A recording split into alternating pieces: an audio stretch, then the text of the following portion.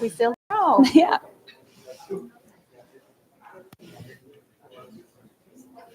I don't have that memorized.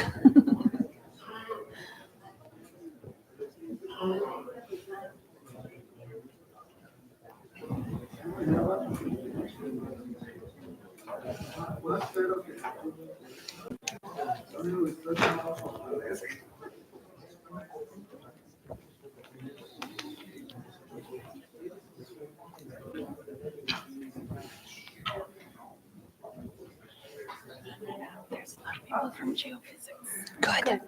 Good. Yeah. Because we're going to talk about the physics of ice today. Yeah. No, this is excellent.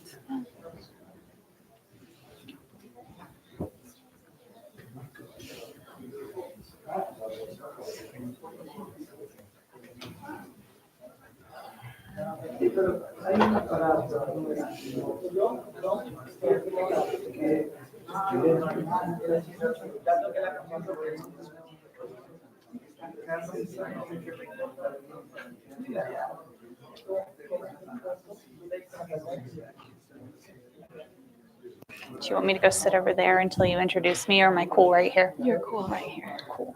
I will stand up, but, and then I'll go sit. Okay.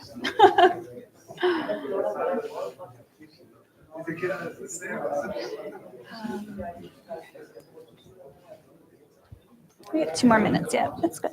Yeah, I'm going to just read the beginning to get rolling. Yep.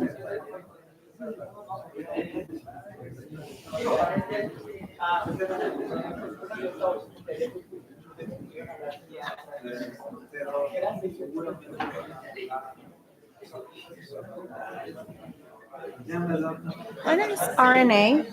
Research and analysis. Oh, okay.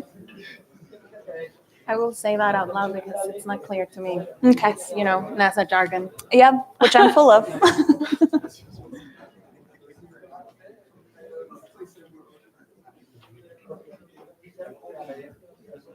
Should have seen when I had to talk Osiris-Rex. To what? Osiris-Rex. Oh, yeah. Origins, spectral interpretation, research identification, security, regolith, explorer. Literally, that's what the acronym means. Oh, my goodness. Yeah. Osiris-Rex is so much better. And plus, you think of a tiny T-Rex romping around on an I asteroid. think of a tiny T-Rex. Yeah. Bueno, I think I need to stand up. Okay. Let me get the mic rolling.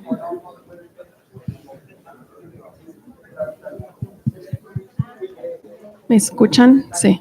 ¿Sí me escuchan, verdad? ¿O no me escuchan? Ah, sí me escuchan. Si me paro así, me escuchan mejor, ¿no? Bueno, pues muchas gracias por venir al coloquio de este miércoles. Les presento a Christina Ritchey.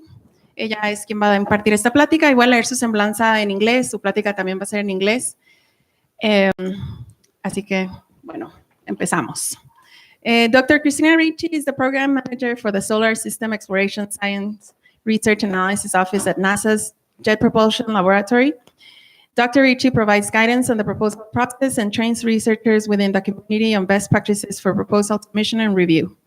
Christina is additionally the project staff scientist on the Europa Clipper Mission, where they provide administrative leadership through organizing project science group activities and through liaising between the thematic working and focus groups. Prior to joining NASA JPL in 2018, Christina worked at NASA headquarters as a program officer and deputy science advisor for research and analysis. In addition to their scientific activities, Dr. Ritchey has held several leadership positions and has actively engaged in education and public outreach opportunities. They are an accomplished leader and award winner in dealing with anti-harassment policies and procedures, and has been cited by major news agencies for their efforts within the community to create a safe, inclusive environment. Dr. Ritchey is currently serving as past chair and member of the American Astronomical Society Committee on the Status of Women in Astronomy. Dr. Ritchey has previously the co-chair of the AAS Division for Planetary Sciences, Professional Culture and Climate Subcommittee, and a member of the NASA Headquarters Working Group on Implicit Bias, as well as a member of the Hubble Space Telescope Working Group on Anonymizing Proposal Reviews. They have been awarded the Special Service Award at NASA Headquarters in 2014 for their work in the planetary science community, and in 2015, Dr. Ritchey was honored Was honored with the AAS DPS Meritorious. Meritorious? Yeah. Meritorious. Meritorious. Yeah, Meritorious Career Service Award, the Harold Masursky Award. So we welcome you to the Instituto de Astronomía, and go ahead. All right, thank you. My Spanish is terrible, is the easy way to put it. Hola is about all I got. So we're going to do this in English. I hope everybody's comfortable with that. If not, I apologize in advance. I'll start to go like this all of a sudden. If I do that, I want you all to go like this. I want you to be like, no. Okay? We are going to talk about NASA's Europa Clipper mission today. I am Christina Ritchey, as you just heard. I am one of the project staff scientists for this exciting mission that will be launching in the 2020s. To get us started, you usually see a science colloquium start with an agenda. But I don't like agendas. Instead, I'm here to tell you a story. So we're going to start with a storyboard, because every good story starts with a storyboard. So once upon a time, there was a group of planetary bodies called ocean worlds. Every day, scientists studied these ocean worlds to understand their composition and their awesomeness. One day, scientists focused their sights on one of those icy worlds, Europa. Because of that, NASA formed a mission that would be known as the Europa Clipper Mission. Because of that, the mission began to go through formulation and the build process. Until we're by no means at the end of this yet. So this story is just beginning, but I'll tell you about where we are as a team for the Europa Clipper mission and how we operate as one team. So to start off, how many people in here are planetary scientists? All right, how many geologists do I have? Woohoo! How many geophysicists do I have? How many ice specialists do I have? All right, I am also a specialist at ice cream. I get that. So I'm going to tell you a little bit of the basics. This is not going to be a highly technical talk today. I want you all to get excited about this mission. That's not going to happen if I go down the rabbit hole of telling you all the numbers. So instead, we're going to focus on being excited. Let's start off with the basics. Here is the major moons of the solar system. You all know one moon in particular. You see it on an almost nightly basis. That would be the moon. And in the inner solar system, you have a couple of others. But what we're going to focus on today is not Pokemon Go, which I am an avid player, so just FYI, nor will we be talking about the Death Star. But we're going to focus on the major moons of the outer solar system. And there's a lot of really cool moons in the outer solar system. I can't talk about all of them. Otherwise, we're going to be here a week. And nobody wants that, right? So here's some of the things we won't be discussing today. We won't be discussing the diseased-looking moon that is Io, which is the most volcanically active moon in the solar system, and it's spewing sulfur off of it. We won't be talking about Uranus's moon, Miranda, which has been broken apart and pulled back together again. And we won't be talking about one of my favorite moons in this solar system, Triton, which has nitrogen geysers shooting off of it. Why are we not talking about those? Well, because that's not where this mission is going. Instead, we're going to hone in on a specific subset of the outer solar system moons, known as ocean worlds. Now, you all know one ocean world. You live on it. It's called Earth, right? But these are the ocean worlds of the outer solar system. They're all moons of much larger planets. And the thing they all have in common is water. An ocean world is a planetary body that contains a substantial amount of water, either on the surface or on the subsurface. Enceladus is a moon of Saturn that is shooting water geysers off of it. Titan has water beneath the subsurface, but also has this amazing haze atmosphere to where you get down to the surface of it and there's water ice everywhere. Callisto and Ganymedes have water within the subsurface, but Europa is the most special of them all. Now, I know that might get me into a fight with some of the Titan folks, but I happen to like my water ice. So we're going to focus on Europa. So today we are focusing and honing in on one ocean world called Europa. Bit of a basic planetary lesson here. There are 4 big satellites of Jupiter. There's dozens of moons, but there's 4 big satellites, and they're called the Galilean satellites. Does anybody know why they're called the Galilean satellites? They were discovered by Galileo. As a matter of fact, we decided to pay tribute to this discoverer of these moons by sending a spacecraft to these Galilean moons in 1995 to 2003, the Galileo spacecraft. Now, I know I said we're not going to focus on Io today, but I'm going to tell you a little bit about it. Io is the most volcanically active, and it's really rocky. Ganymedes and Callisto are half rock, half ice. They're also heavily cratered. Europa is at that sweet spot.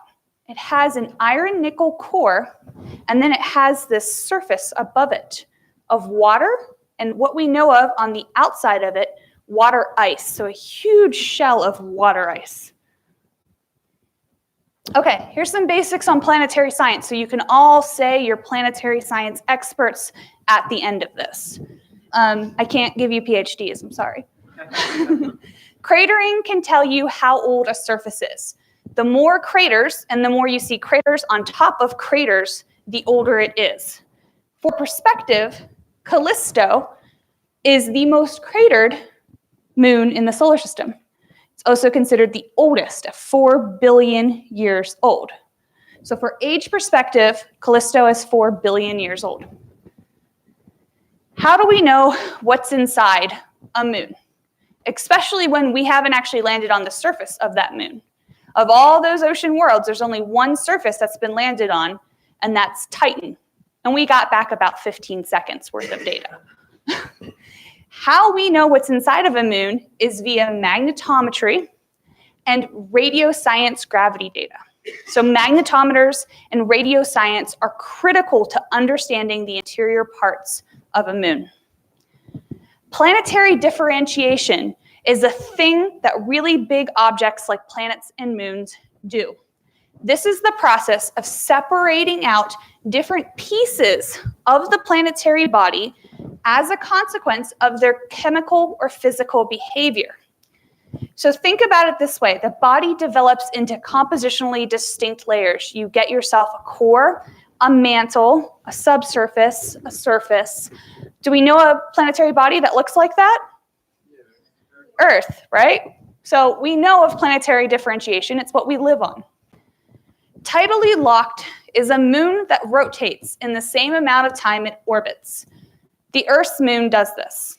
So we always see one side of the Earth's moon because it's tidally locked with us.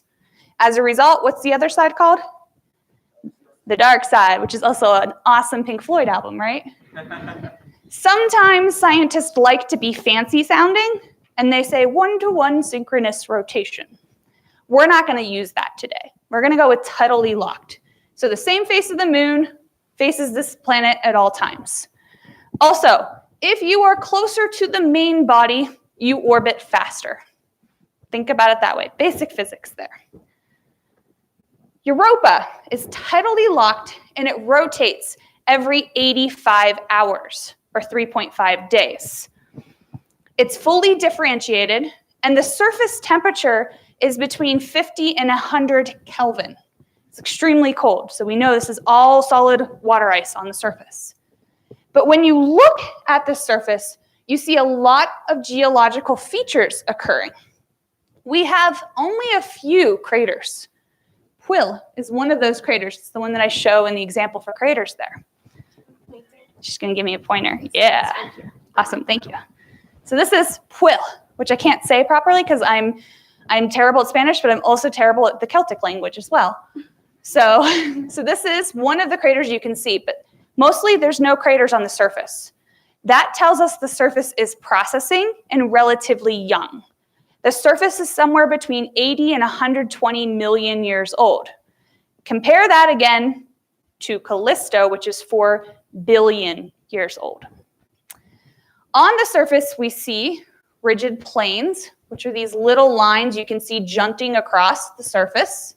We see regions of chaos, which look like broken puzzles. It looks like your cat came up and decided to finish the puzzle for you. And then we have my favorite features, lenticuli, which means freckles in Latin. All of these features tell us that we have a processing surface that's highly active. Some of this ice has rotated by a full 80 degrees. So it's churning. What would be causing it to churn? Well, maybe we need some liquid water. For perspective of how much water there is on Europa, Europa is it's slightly smaller than the size of our moon, but it has twice as much water as all of Earth's oceans combined. So you have a ton of water, which is great, but you have this freezing cold surface. So how do I explain any sort of subsurface? Well, if we go back to here, you can obviously see there's movement, right? So we have this indirect evidence in the churning, but you might try to throw plate tectonics at me, which makes no sense in this case, but sure, okay. How about instead we have some direct evidence, which comes from the Galileo mission. We managed to detect the magnetic field of Europa. So Europa sits in Jupiter's magnetic field, and Jupiter is slightly tilted, so its magnetic field wobbles, which means you have a changing magnetic field. Europa sits within that wobbling magnetic field, and as a result of that wobble, you have this changing magnetic field, which leads to Europa having its own magnetic field. Now, not everything counters the magnetic field with a magnetic field. Conductors do, though. So Europa has to be a conductor because it's producing its own magnetic field. Now, what do we know are conductors? What was that? Metals. Okay, metals will work. If you're in a lightning storm, the last thing you want to do is walk outside and hold up a metal pole in the middle of a field, right? Bad idea, because you just became a really good conductor. But the measurements of Europa show that the iron-nickel core is too deep to actually produce the type of magnetic field that we see. So what else is a conductor? Do you want to swim in the ocean during a lightning storm? Because salt water is also a conductor. So the Galileo data, which measured this magnetic field, told us we must have a subsurface ocean. But our surface is freakishly cold. It's 50 to 100 Kelvin in temperature. That's solid ice there. So it's not coming from the surface, the liquid ocean. Instead, what you have is tidal heating. So like I said, Europa orbits Jupiter every 85 hours, every 3.5 days. And it orbits at a distance approximately of 671,000 kilometers. So it's spinning really fast. On top of it spinning really fast, remember those 3 other moons that I mentioned, Io, Ganymede, and Callisto? They are also orbiting, and they are causing a push and a pull. It spins so fast around Jupiter that it starts to stretch. It stretches and pulls and stretches and pulls. And it stretches so much that the surface can be displaced by 30 meters. And displacing by 30 meters means you're causing friction. Friction causes heat. So we're heating the object internally through tidal heating. So you have not only the friction from the motion around Jupiter, but also the friction, the heating that's occurring from these 3 other moons that are also orbiting at the same time, right? So it's this beautiful dance that's occurring that's causing this heat. And as a result, you have tidal heating, which leads us to believe that you have an iron nickel core, rocky like core right here in the middle. You have a rocky mantle, and then you have a subsurface ocean that is approximately 100 kilometers thick, with an ice shell above that that is approximately 20 kilometers thick. Now, when I use the word approximately, I am saying I'm not sure. The error bars on those measurements are huge.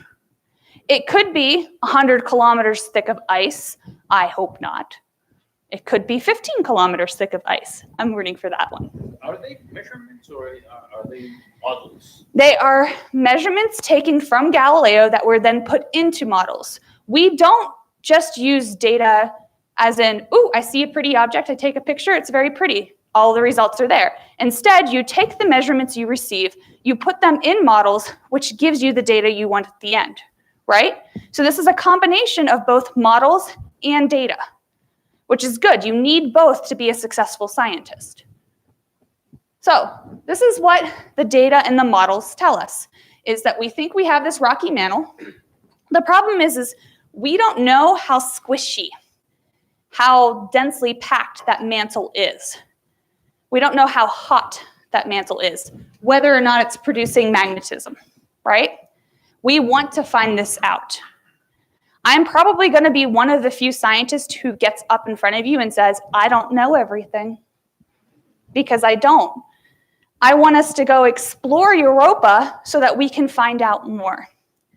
When you look back at the history of guesstimates, of theories, of models, of what a planetary body looked like before we explored it, and then you see the data that comes back, almost everything changes the minute we get that data. So we need more data. Okay, let's go take a step back to those fun features we saw. And let's start off with my favorite, the lenticuli.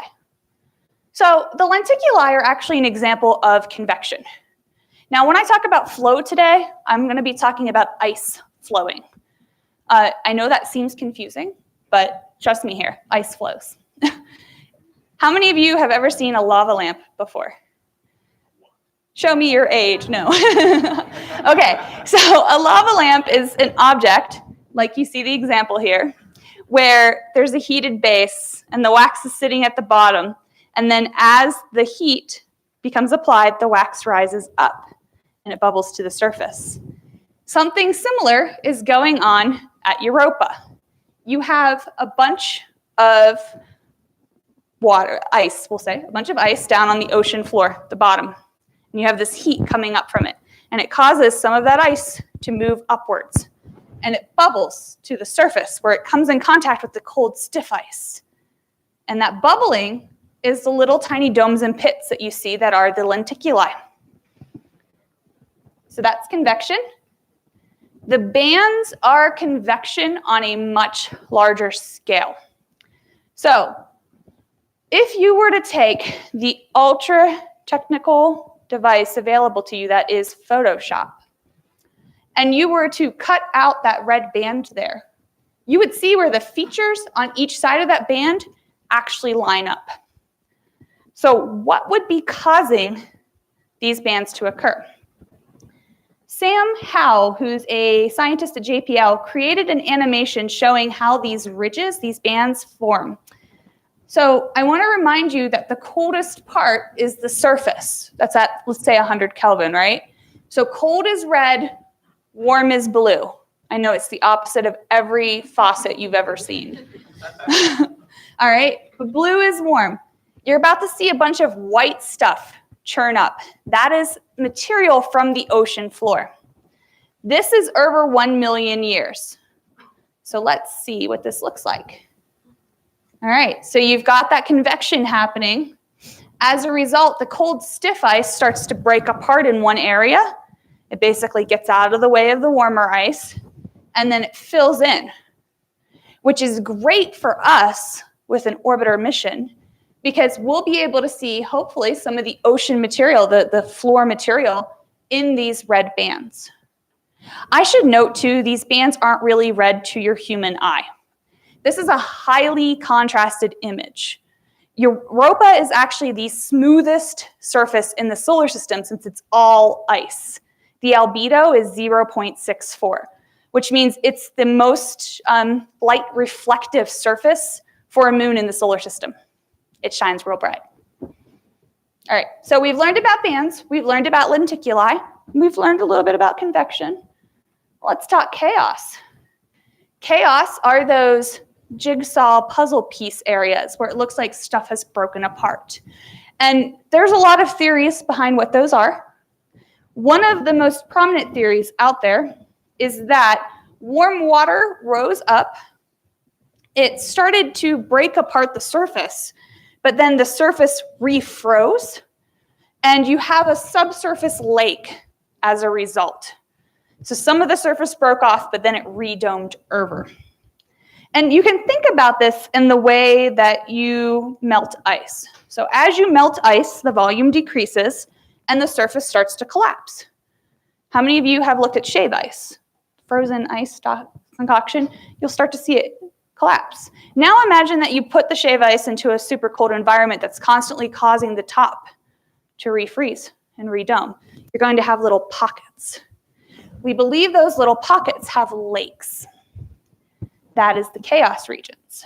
So we have a lot of really interesting geology. Geology is fantastic in my eyes, and one of the main drivers, ice geology to me is just the coolest. But that's not why we always send missions from NASA. So let's put the awkward term out there that everyone loves to talk about when you're exploring space. Let's talk about life. Not, does my life have meaning? I think it does, but my mom may disagree. I'm just kidding. But what are the ingredients for life that we know of? Well, here on Earth, we know there's 4 ingredients that you really need to start to succeed, right? Number 1, you need water. All right, you might hear, by the way, some noise. Haha, take that, world. Okay, you need water. We got twice as much water as you have in all of Earth's oceans. Check. You need the essential elements. These are the things that organic molecules can be built from. They're called chinaps. Now, most people say it in a very fancy way, chinaps, but I'm Appalachian. I'm from right beside West Virginia, so I like to throw a little twist on it because then no one forgets it. Chinaps. C-H-N-O-P-S. Carbon, hydrogen, nitrogen, oxygen, phosphorus, sulfur. Chinaps, right? We've got those. The third one, chemical energy, is the hardest. How many chemists do I have in the room? How many people here hate chemistry? All right, cool. I'm going to take you back to something you hate real quick. We're going to talk about redox chemistry. For redox chemistry, you need 2 things. You need reductants and you need oxidants. The oxidants come from the surface. The surface is being bathed with radiation. We'll get into how much it's being bathed here in a minute, but just charged particles everywhere. So you have these charged particles raining down, and they're raining down onto H2O. The H2O breaks up, and the hydrogen is lighter, so it just floats away, and the oxygen stays on the surface. If through surface churning, remember how I told you parts of it were turning 80 degrees? If through surface churning, some of those oxygen get into that subsurface ocean, you have fuel. So we can get the oxidants from the surface. Reductants are a little harder, and they rely on us having a magnetism occurring. They require us to have lots of heat in the subsurface, right? We get reductants here on Earth through the black chimneys, otherwise known as hydrothermal vents. When water goes through a hydrothermal vent, it comes out with charged hydrogen particles. We believe the surface the ocean floor is warm enough to where you can have hydrothermal vents. Now, this is the trickiest part, and I don't know any of that for sure. But if you did have that, that gives us the reductants, which means we have those two pieces. And finally, the fourth ingredient you need for life is stability. Europa's ocean has been simmering for about 4 billion years. Even though the surface is only 80 to 120 million years old, the interior is quite old. It's 4 billion years old. You need that stability in order to survive. Just ask the dinosaurs. All right? The good news is they have this huge ice shell protecting the subsurface ocean. Okay, so we think we have all the ingredients for life. Europa is the second most likely candidate for life in this solar system. So we all want to go explore it, right? You're supposed to say yes. Yeah. Well, NASA actually agrees with you. In 1998, they formed their first Europa Mission Science Definition Team. And some 17 years later, because we like to do things quickly, in 2015, NASA approved the Europa Clipper mission. This means that we are a large strategic science mission. We're approved, and we're just going to fly, right? We just get to build and fly no matter what. No, that's not how it works. Here is a chart, a very ugly chart, of the mission life cycle at NASA. So we started in 2015 at phase A, which is when you get the concept and technology development. That's when we selected the instruments to go on board the spacecraft. So NASA had a competitive process to choose the instruments. They also chose the spacecraft build group, which is at JPL, where I work. We just got through on June 21st a thing called confirmation, which is approval for actually implementing the flight. It means we get to start building, which is very exciting. So right now, we're finalizing exactly what we're going to do, how we're going to do it, and we'll start building. The gold star is launch, which is somewhere in the mid-2020s, somewhere between 2023 and 2027 right now. That's not definitive yet. Depends on things like launch vehicle, how the build goes, what budgets look like. I didn't mean to look slightly scared there. But we're in a good phase right now. We're in the build phase, so the whole team's getting excited. All right, there's a few things you need to consider when you build a mission to go to the outer solar system. One of those things is the environment you will be sending that spacecraft to. This is Jupiter's radiation belt. Jupiter's magnetic field is 20,000 times stronger than Earth's. It's very, very strong. That's Europa, right over here, sitting at the edge of the radiation belt, but it is inside the radiation belt. Europa's surface on a daily basis receives 1,800 times the amount of radiation you receive on the surface of Earth in 1 full year. Right? It's going to barbecue you, basically. So we can't send a mission to just sit here and circle around this. It would last weeks, tops, because our solar panels are reliant upon not degrading at a really rapid speed, and they will degrade if they're sitting in radiation nonstop, as will the instruments and pretty much everything else. So instead, we came up with this clever solution, where what we do is we put the spacecraft in orbit around Jupiter. And then we do approximately 45 flybys of Europa over 3.5 years. The reason why we do this is so that we can get up to 3 megarads, which is our radiation dose limit, slowly over those 3.5 years. So what you're seeing is as this increases in colors, as it gets closer to red, we're getting closer to our radiation dose. And so as we do these flybys, not only will we get some perfect flybys of Europa, we have a small bonus in that we will fly by Io, Ganymede, and Callisto too. I'm all for more science. So, okay. That global web of flybys will maximize our science return. So the current mission design for the images and the animations that you've seen here are for 42 low-altitude Europa flybys over 3.5 years. However, we're constantly changing our trajectory analysis. It will depend upon things like when we actually launch and what our spacecraft mass will fully be for us to determine this. So this is constantly being perfected. This is going to minimize our time in the radiation environment, and it's going to have simple, repetitive operations. The other thing to note is why we don't have the leading and trailing hemispheres as much. We get almost full coverage in those other areas, which is super critical and important. Does anyone know how we will terminate this mission at the very end? We will crash into Jupiter. Planetary protection is very keen on us not crashing into the European surface, since it is, like the second most likely place for life in our solar system. It'd be a bad idea to just set the spacecraft down on there really hard. So instead, we will terminate into Jupiter is the plan. Okay, here is the fake image of our spacecraft. This is not a real image. I think you all have figured that out by now.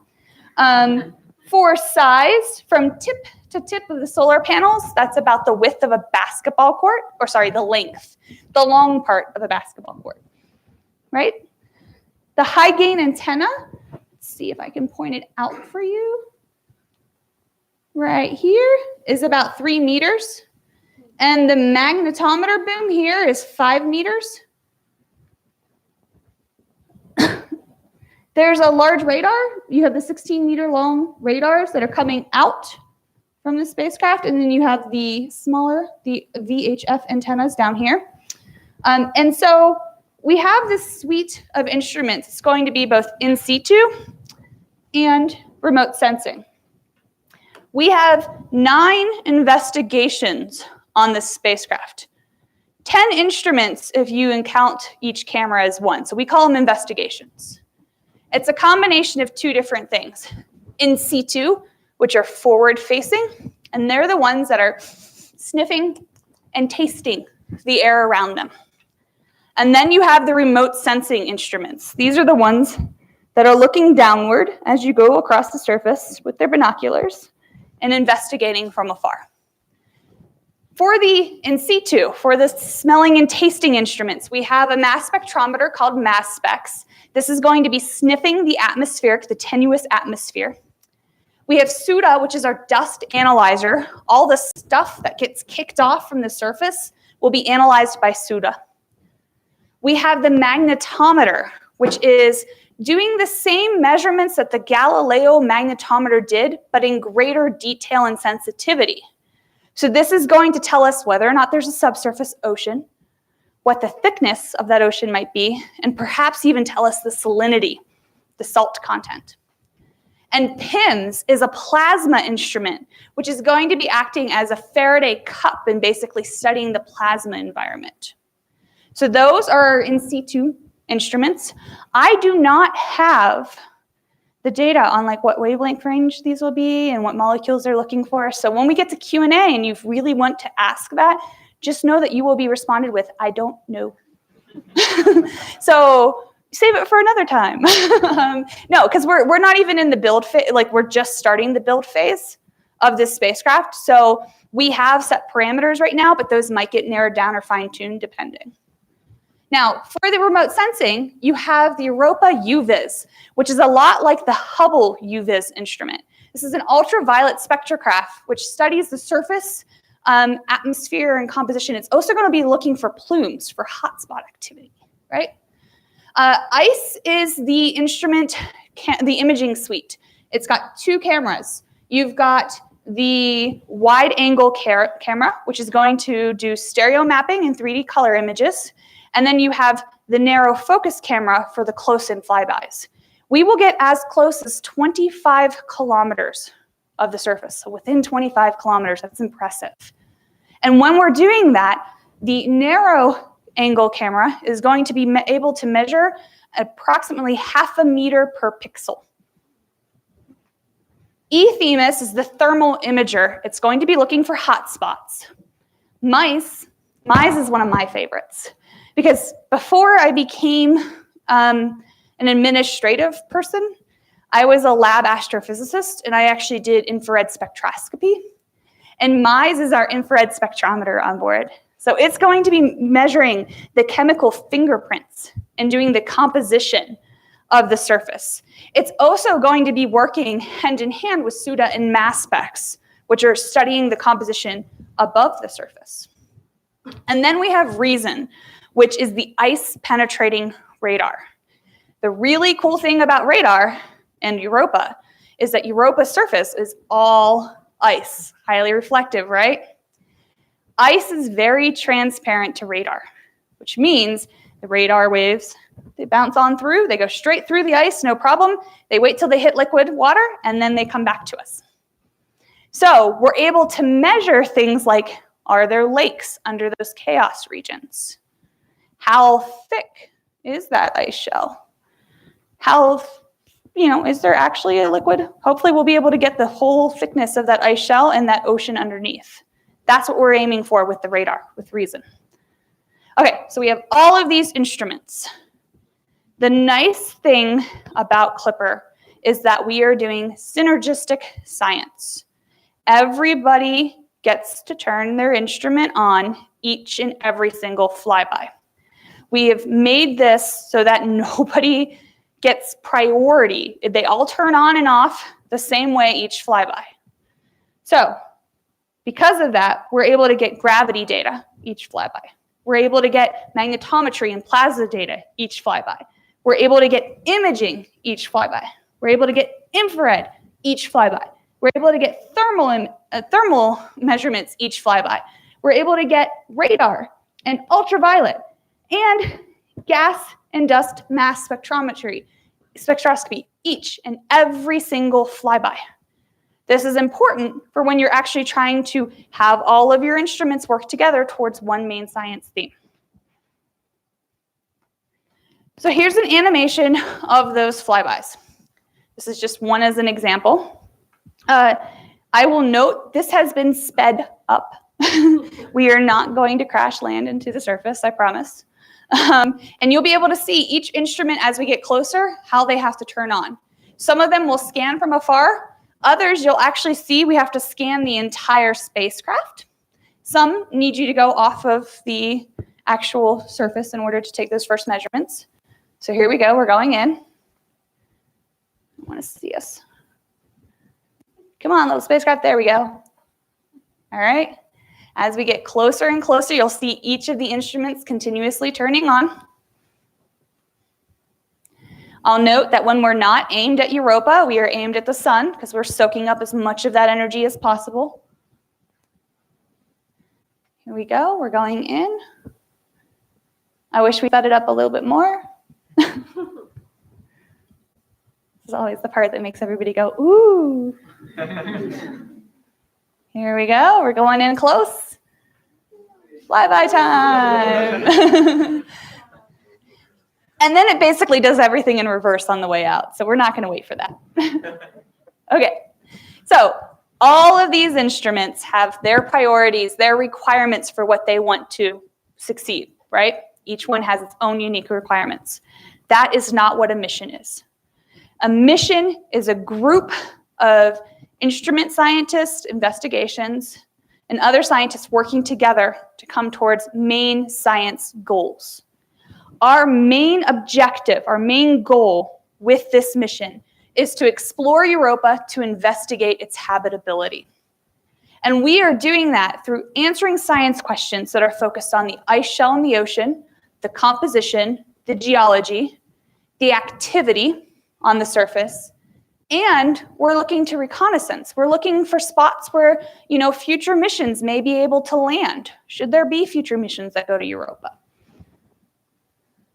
I mentioned plumes. I'm going to mention them again real quick because in 2014, there was a Hubble image that was taken in their ultraviolet with their spectrograph that showed hydrogen and oxygen limbs coming off the surface of Europa.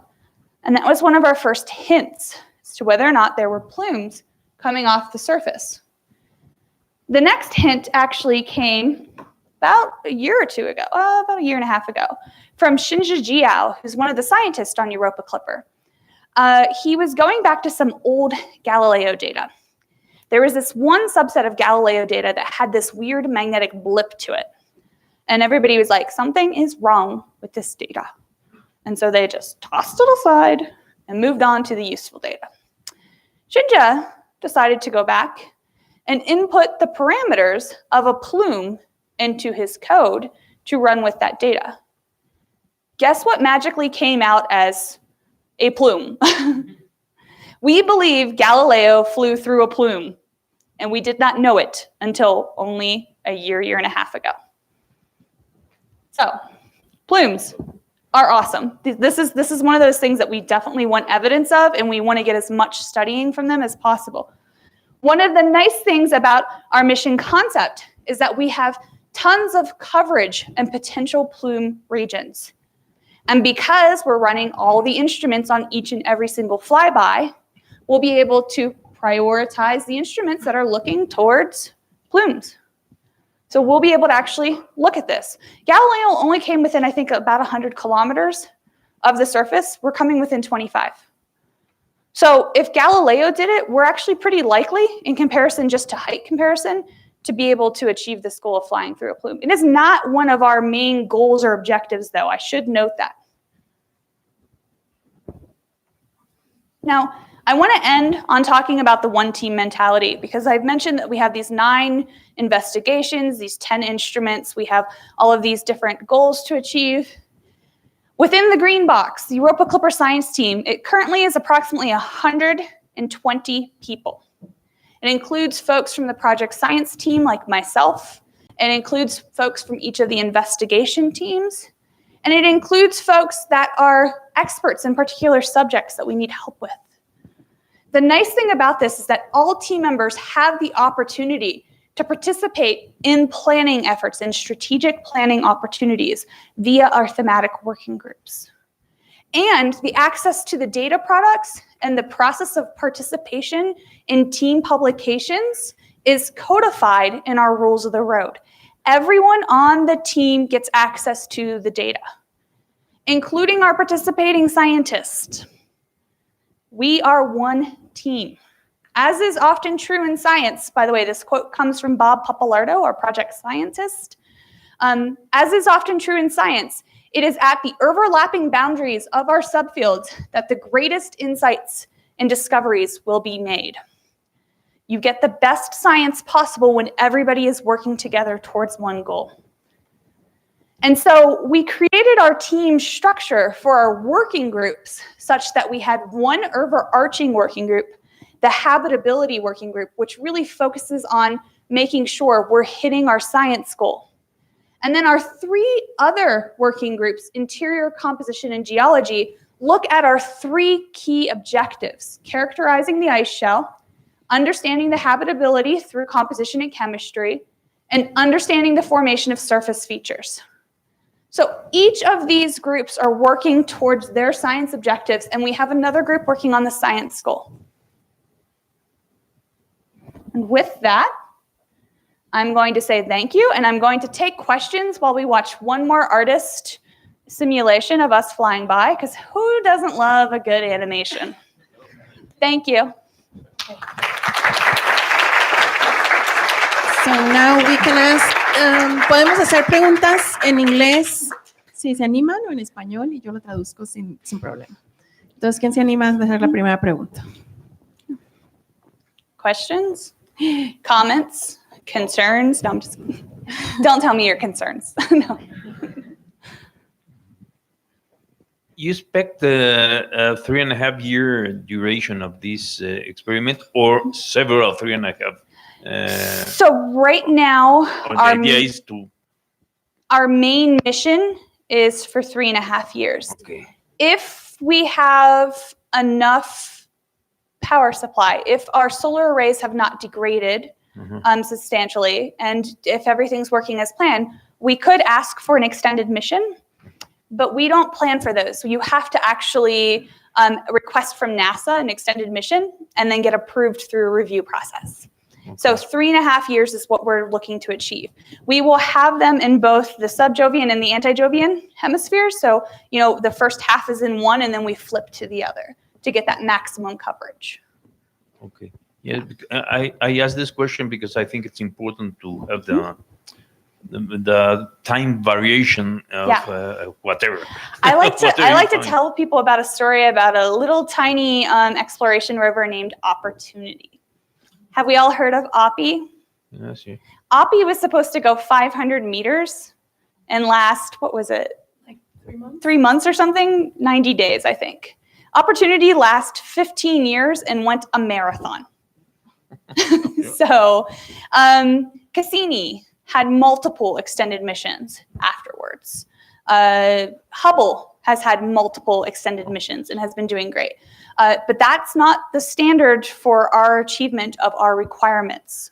We are to achieve all of those science requirements within the first 3.5 years. Yeah, everything else afterwards is bonus. Thank you. Yep. ¿Alguna otra pregunta? What was the difference between Galileo and why Galileo wasn't affected by all the, or it was, and I didn't know. Galileo was actually in orbit around Jupiter, likewise. So it was a very different orbit, and it was actually not just focusing on Europa. It was focusing on the Jupiter science. Yeah, but I mean, why it survived all the radiation? And because it wasn't even in the plane. Juno is the same way.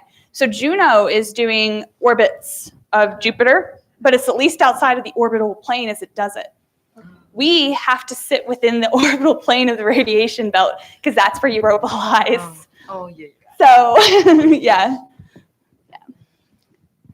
Hey, we dare mighty things all the time. Yeah. Sí, ¿tú me ayudas? ¿Alguna pregunta? Sí, Luke. Presumably, the orbits have to be fine-tuned at every orbit, Yes. so that it comes at the distance you say. There's the gravity of the other moons. So is this a concern that it could run out of fuel adjusting the orbits? So no, the folks who are calculating our trajectories and our orbits are literally the world's best at this. We have most of the Cassini team who calculated all of those orbits around the Saturnian system. Most of those orbital trajectory calculators are on our team as well. Our lead, Brent Buffington, actually is considered the world's best at this. So what we're doing now is we're actually, as a team, we're being presented different trajectories, different tours, and we're telling them the things we like or don't like about them. Both the investigation teams and the thematic working groups are coming together and saying, okay, that's a great tour, but we need more coverage of this one part where we think there might be a plume. And then Brent and his team go back and they try to modify off of that. This is a constant process that will continue, not just through launch, but arrival. What if we lose half of our delta V? We shouldn't, but we're prepared for those sorts of moments.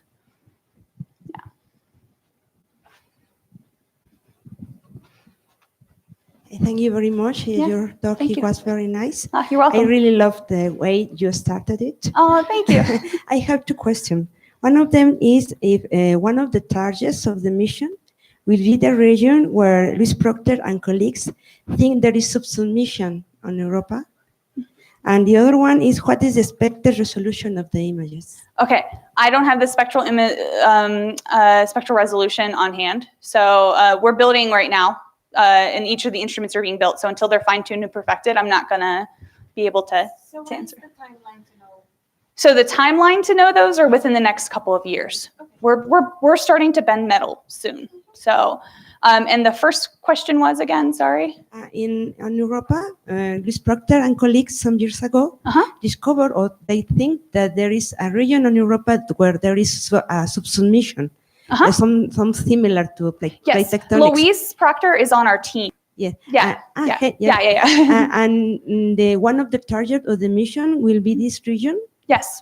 So it's not one of the main objectives, but since we're doing as much of the surface as possible, we're going to be sure to reach that region. And Luis is a very active voice on our team.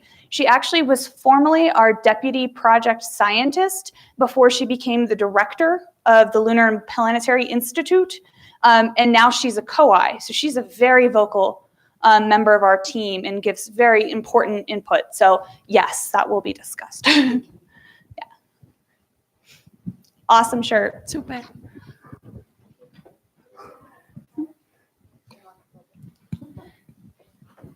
Good afternoon. Hello. I really like the presentation too. Thank you.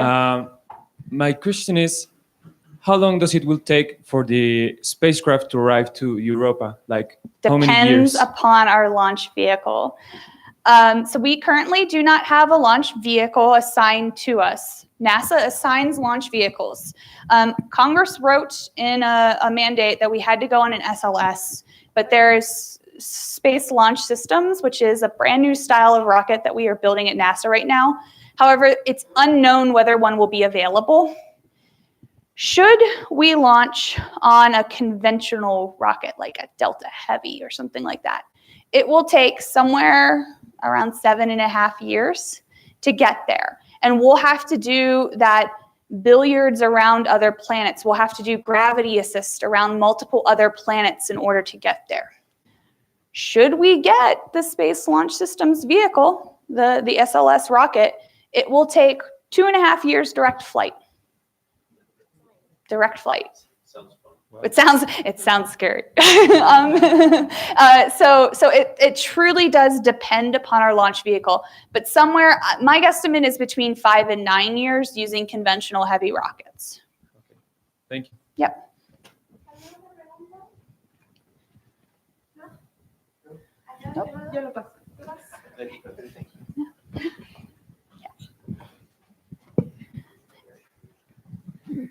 Hello. Thank you very much for the conference. It's very, very interesting. In case of finding some sort of living creatures in Yeah. Europa, what kind of creatures would you be expecting to find there? Not the Europa Report. How many of you have seen the movie, The Europa Report? You all have homework. No. We expect at most maybe microbial life, but that's not really. We're investigating the habitability, whether or not the elements are there for something like life. But we're not actually on a life-seeking mission. We're not going to go beneath the surface and swim around in the ocean and see. We don't have the technology to do that. Yeah. So I don't know. Seriously, watch the Europa Report. You all will get a good laugh out of it. I do want to note to you all before you race on out of here, number one, if there's any left, there were NASA stickers. Number two, I actually brought from JPL with me a 3D printout we did of the surface of Europa. So you're welcome to come take a look at this. I will also have this at the event. Can we touch? Yeah, I just did. It's because you said come and have a look. And Come I and was have like, a look. I You want to can touch it. maybe do this, but don't throw it against the wall. So yeah. And we will have this at Saturday's event as well, if you want to advertise that. So I want to give you several things before we're done with this talk. But I wanted to thank you one last time for being Thank you. here and talking to us about the Europa Clipper mission. I am excited. It worked. Me too. I want to know more about what we can find out about. You go to the that website. habitability For more. in our solar system. I want to give you a few presents from the Institute. Una taza. Thank you. Y el calendario que pueden comprar también si a alguien les interesa for next year. Thank you. Thank you. This is very kind of you. I want to mention three things now. One, tomorrow we have, bueno, lo voy a hacer en español para que más fácil. Go for it. Mañana tenemos otra charla que va a dar Christina en el Instituto de Ciencias Nucleares a la 1 de la tarde en el Auditorio Marcos Mochinsky. Se va a tratar acerca de equidad, diversidad e inclusión en la ciencia, así que están todos cordialmente invitados, va a estar muy buena. Y además, Christina va a participar en la carpa de Visionarios Estelares, que es la número 11 en la Noche de las Estrellas, el sábado. Y va a estar ahí con nosotras. Es sobre las astrónomas de Harvard que han sentado gran parte de las bases de la astronomía moderna. Entonces están también cordialmente. Y hay más regalos de la NASA ese día. Y hay más regalos, pero Sí, tienen participan que en las participar. actividades. Entonces, finalmente, la última eran 3 cosas. es que hay after parties justo saliendo de aquí y si tienen más preguntas para Cristina, pues las podemos platicar con ella ahí. Muchas gracias.